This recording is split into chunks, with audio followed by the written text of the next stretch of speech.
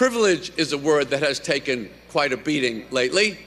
Privilege today seems to be the worst thing you can have. So Duke University had their commencement speech, had their commencement over the weekend, and they asked Jerry Seinfeld to show up. He got an honorary doctorate, and they asked him to, an honorary degree, and they asked him to show up and give the speech. And of course, it was about 30 kids with their kefias and their Palestine Hamas flags and everything. They created a little bit of a ruckus, and then they left. Jerry is also serving as our commencement speaker today.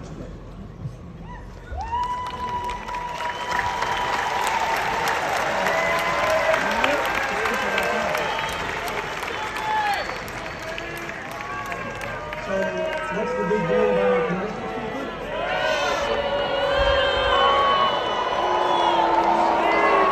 And then Jerry, I guess this was a bit off the cuff. Here you go, Jerry Seinfeld. Privilege is a word that has taken quite a beating lately. Privilege today seems to be the worst thing you can have. I would like to take a moment to defend it. Again, a lot of you are thinking, I can't believe they invited this guy. Too late.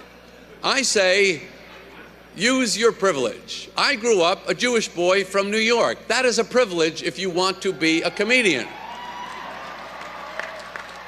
Thanks. If I messed up a funny story around my relatives, they would go, that's not how you tell that joke. The prostitute has to be behind the drapes when the wife comes in. You went to Duke. That is an unbelievable privilege. I now have an honorary doctorate of humane letters degree from Duke University. And if I can figure out a way to use that, I will.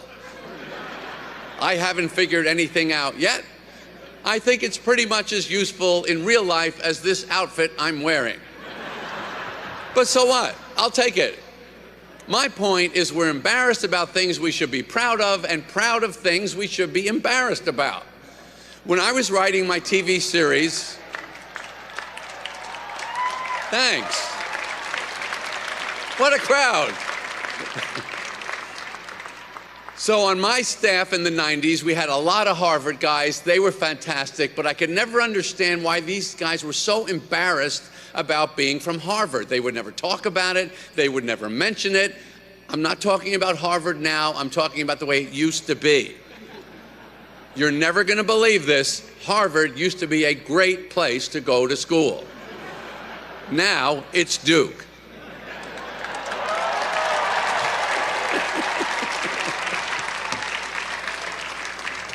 You didn't fake your fabulous education. You earned it. Be proud of it.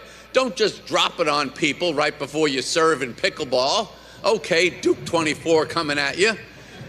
But if it comes up, if someone asks, don't say it looking down, stubbing your toe in the dirt.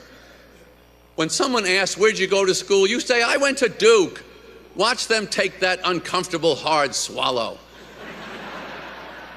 AI, on the other hand, is the most embarrassing thing we've ever invented in mankind's time on Earth.